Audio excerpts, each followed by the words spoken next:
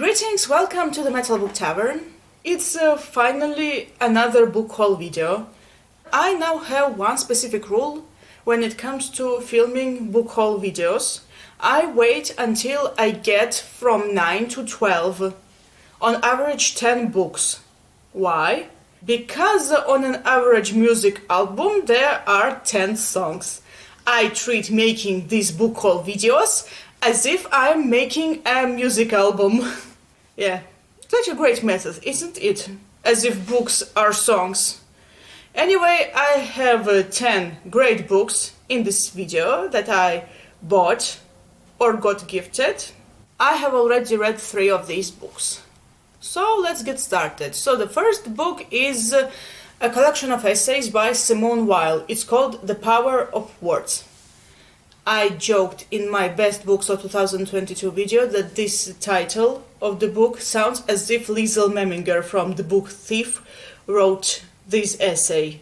Or to be exact, there are 3 essays. So Simone Weil was a French philosopher and she explored how words affect people and shape actions, and she observes how words are used to manipulate people and to shape views. It's a very interesting collection of essays, and I like this edition by Penguin Classics.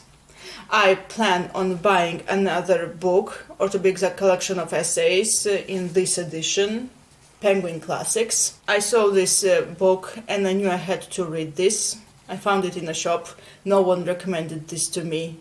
And it's quite small, you can carry it in your pocket. Since Simone Weil was French and she wrote the essay in French, it was a little bit hard for me to read this book in English because it's hard for me to perceive the non-English books in English because I feel like the translation is kinda a little bit odd. Don't get me wrong, there are odd translations in Russian too, but if I have to choose between an odd translation into English and the odd translation into Russian, I'd side with the later. If I have no other choice but to read in English, I'd read the English version. I'm going to reread this book. Next book I paid attention to a few months ago. It also happened to be one of those books featured in the tier list of books from the Blind Guardian songs. After making that video, I knew I had to have 2 because I saw them in shops and I already got one. I really wanted to get myself The Talisman by Stephen King and Peter Straub. This is the second book in my library that is written by 2 authors. And the first one is Good Omens by Terry Pratchett and Neil Gaiman. So in this book we have a 12-year-old boy named Jack Sawyer and his mother. They move from town to town and they try to leave no trails. Who are they hiding from? What's chasing them? Jack does not know, but he will eventually have to step into another reality. Sounds very interesting, right? Oh, and I also like the cover. It's very beautiful. Unfortunately, this is not the edition I'd like to have, especially given that the book is approximately 900 pages long.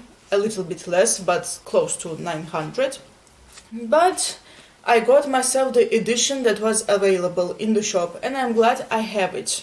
Oh, and I also in the shop found this amazing bookmark. It says Gemini. I bought it because I am in fact Gemini. So last year I understood that I want to read everything by this author. I collect his books in English because I like them. And that's J.R.R. Tolkien, and I got myself The Fall of Arthur. The Fall of Arthur, the only venture by J.R.R. Tolkien into the legends of Arthur, King of Britain, may well be regarded as his finest and most skillful achievement in the poetic use of the Old English alliterative meter. Here he brought to his transforming perceptions of the old narratives a pervasive sense of the grave and fateful nature of all that is told, of Arthur's expedition overseas into distant heathen lands, of Guinevere's flight from Camelot, of the great sea battle on Arthur's return to Britain, in the portrait of the traitor Mordred, in the tormented doubts of Lancelot, in his French castle. Tolkien began The Fall of Arthur in the early 930s, but he abandoned it around 1937 due to the release of The Hobbit and the early manuscripts of Lord of the Rings. This book isn't very big, it's around 230 pages long, approximately. But the deal is, when you read Tolkien in English, the book feels as big, like the Talisman.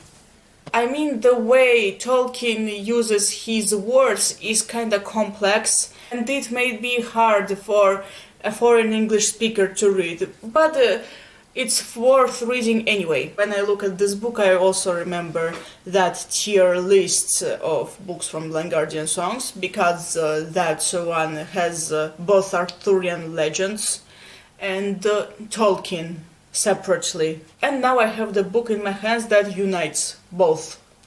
It's Arthurian, it's the interpretation of Arthurian legends by J.R.R. Tolkien. This makes it interesting to read. But you know, when I look at this cover, I think that Alan Lee illustrations would have worked well on this one. Now, the next book already appeared in one of my previous videos, and I'm showing it here again. It's the first book I bought in 2023, and that's Terry Pratchett and his The Amazing Maurice, or the full title, The Amazing Maurice and His Educated Rodents. This edition has the film cover, and I don't like film covers. I don't like this cover at all. Probably the worst cover on a book that I own. And here there used to be now a major film sticker, but I took it down. I didn't like it at all. Anyway, this is the book about a city that is overrun by rodents, and the people are willing to do anything to get rid of them, including paying to a scammer called Maurice. He convinces people to pay for getting rid of the rodents, and when he's paid, he shares his money with the rodents. Things go well until he goes to a village of bad blinds. This is definitely the first Terry Pratchett book I'm going to read in English. To be honest, Terry Pratchett isn't exactly my cup of tea, but at the same time I sense that it may be because he has a specific humor, which can be lost in translation when you translate it from English to another language. I think I should name Terry Pratchett the second author you should read in English after Tolkien, but for different reasons. I have already made an entire video on why you should read Tolkien in English. It's on my second channel, while it used to be the English channel. In short, I recommend reading Tolkien in English because of his use of words, because he sounds very poetic and beautiful, and he uses a lot of complex Old English words. Terry Pratchett, on the other hand, I recommend reading because of his specific humor. Next book I did not actually buy. This is a gift from a friend in Britain. When he was arriving from the UK, I asked him for 2 books, and he said that he only brought 1. I expected the one book that he brought to me to be Nature of Middle-earth by J.R.R. Tolkien, but I was wrong. Instead, he brought me another book that I asked him, and that's Areopagitica by John Milton. Areopagitica and Other Writings. I already read John Milton, I read his Paradise Lost, and now I have Areopagitica and his Other Writings. This is, by the way, the second Penguin Classics I own. After Paradise Lost, and I absolutely love this edition. I really like Penguin Classics. They did do an amazing job of making these books, these editions. He who destroys a good book kills reason itself. This book has some John Milton's philosophical writings about society. Of course, I'm willing to read them, but the main reason I asked my friend in the UK to get me that book was because of this particular essay, and that's The Tenure of the Kings and the Magistrates.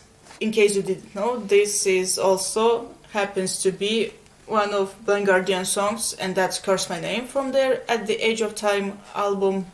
I was looking for this since the moment I found out about the song, but back in 2014 I didn't find it anywhere. I didn't find the Russian translation.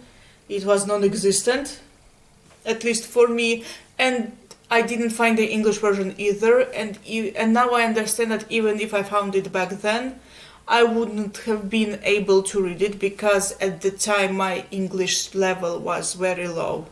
But now, after reading Tolkien in English, I feel like I can read anything because I'm not afraid of Old English anymore. I am afraid of large books, however. I don't think I will be able to handle the Stormlight Archive in English for a long time because it's way too big. Way too big.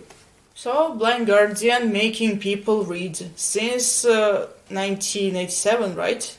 That was when they started? Yeah, making people read books for 30-something years. Next book I plan to read this year. I wanted to get this book from the moment I found out it exists, based on title alone, and that's A Gentleman in Moscow by Amor Towles. Fun fact about me, I was born and raised in Moscow. And the fact that it's A Gentleman in Moscow and not somewhere else, this is what got me. I'm not reading the annotation. I don't want to know anything about this book. I only know that this is set in a hotel. There's this gentleman who can't leave this hotel, and the book is set in 1920s. That's all. I don't know anything else. I'm not reading the annotation. I don't want to know anything. I want to read this without knowing anything else. Now, the next book I got today, a few hours ago. Today is 26th of January 2023. I saw this book in the shop. I knew I had to have it. And finally I got it. This is another musical biography, and this is Nirvana biography, Come As You Are. This is by Michael Azerrad.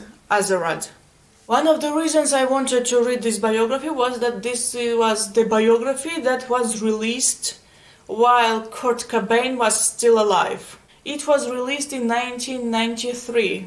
Kurt is alive. He lives in the hearts of people who love him, in the hearts of his fans, and in this book. So Michael Azerrad, he had a lot of exclusive interviews with Kurt Cobain, Chris Novoselic, Dave Grohl, their relatives and friends, and the former members of Nirvana.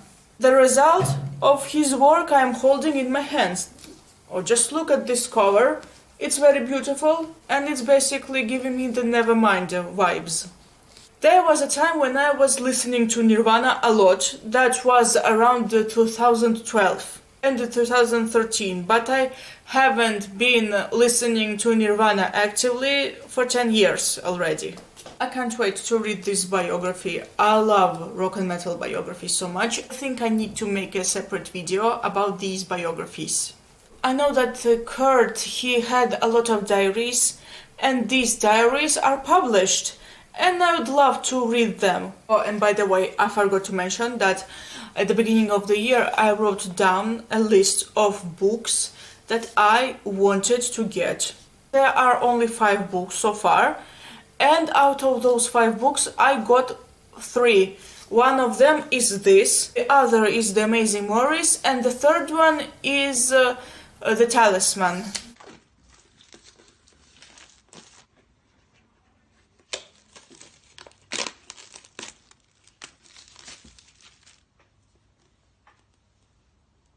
Next book, on the other hand, I did not expect to get at all. I've heard about this book. I read the interview with the author a few years ago. This is a novelization of one of my all-time favorite films. I did not expect to get it. I did not think I'd read this. But then I entered this website called olma.gi. This is where I order books in Russian, those that I can find in shops. I saw this book. I saw that it was for very cheap. And I knew I had to have it. And that's Pan's Labyrinth by Guillermo del Toro and Cornelia Funke. Cornelia Funke, this is how to pronounce her name, right? Pan's Labyrinth is one of my all-time favorite films ever. And I've heard about this book. I remember reading interview with Cornelia a few years ago. I can link the interview, it's in Russian, but you can use Google Translate. Unfortunately, I didn't understand at the time when I ordered it why it was for so cheap, and then I understood it's a little bit ruined here. It's a little bit torn apart here, and I had to bind this. I don't know how to say that in English. But that didn't stop me. When I saw the photo, I was like, nah, whatever, give me that book, I want to have it.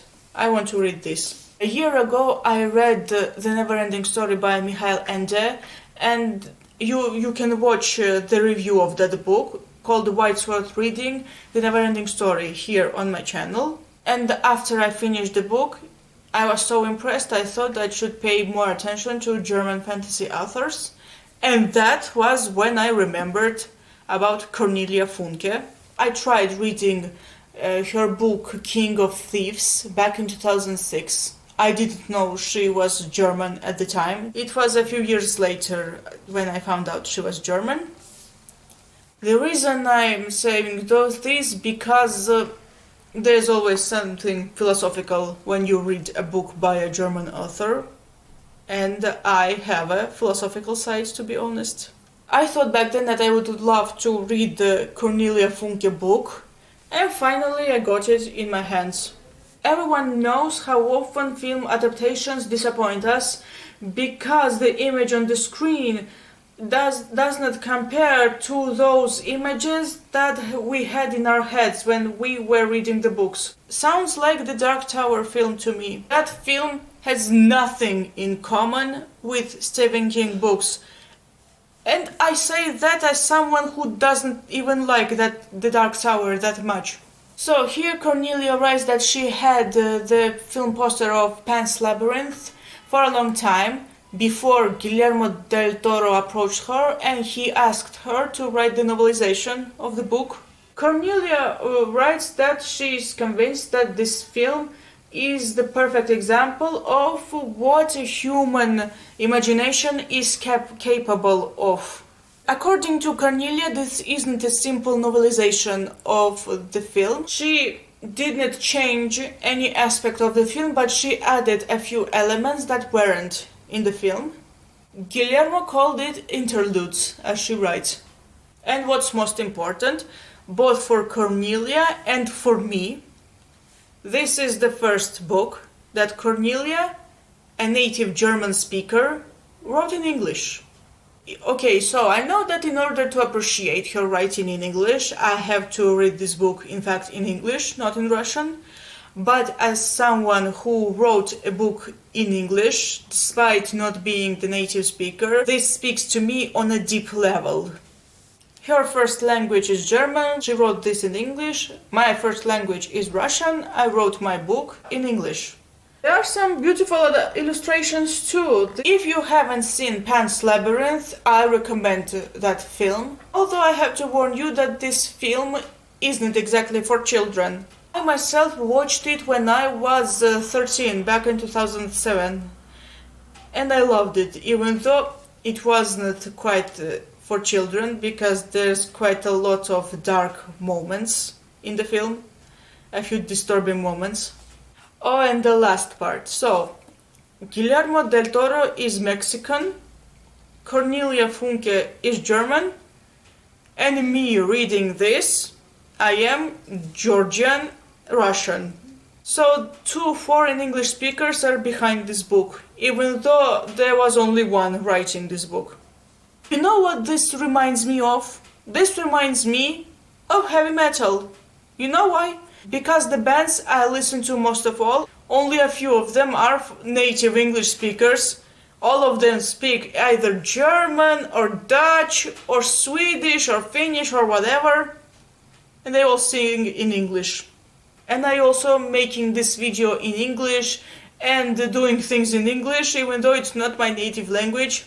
And now I understand one of the most heavy metal things ever. speaking multiple languages.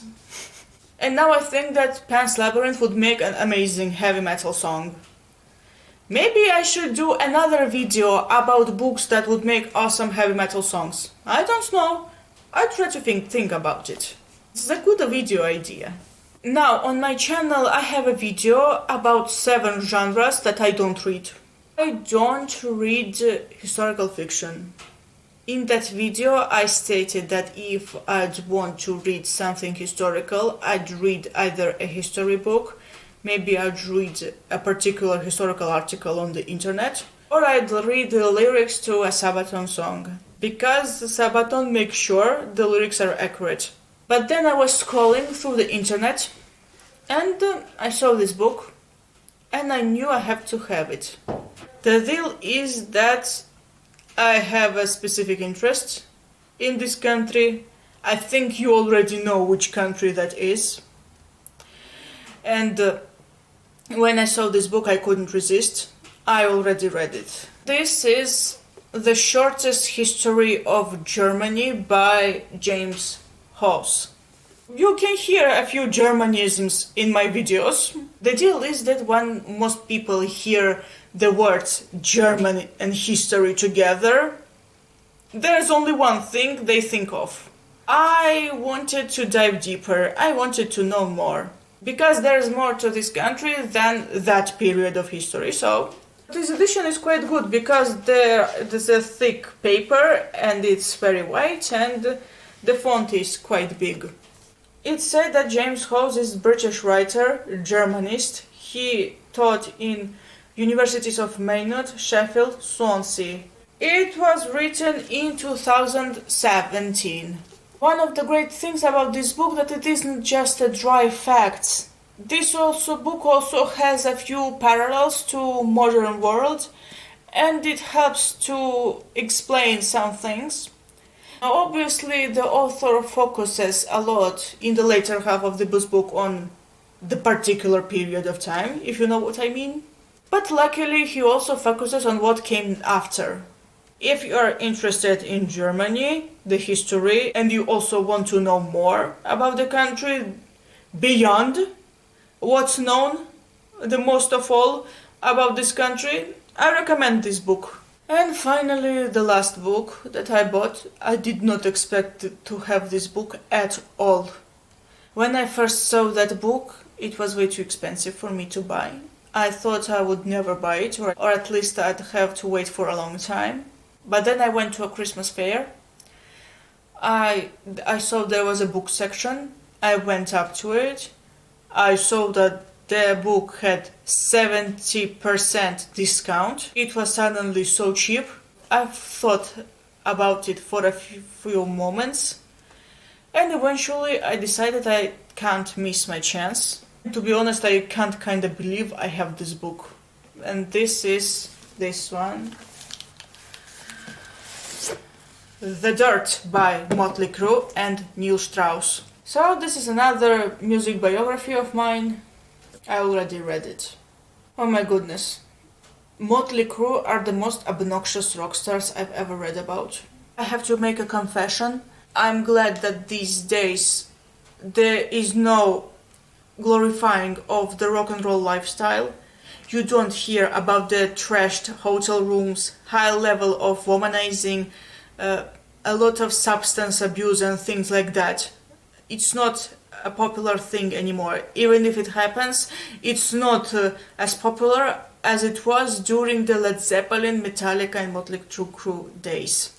But I can't deny the fact that it's quite interesting to read about these wild rock stars. I bought the Led Zeppelin biography for this, but they seemed soft to me compared to Motley Crue. These people were insufferable from start to finish. I do give them credit for realizing that though, but they were still insufferable.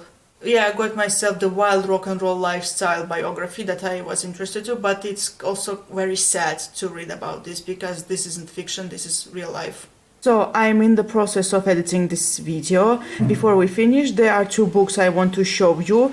I wasn't able to show in the video because at the time of the filming my camera was dying. There are two books that I borrowed from an old friend and I already read one and I want to show them to you. So the first book is A Good Girl's Guide to Murder by Holly Jackson.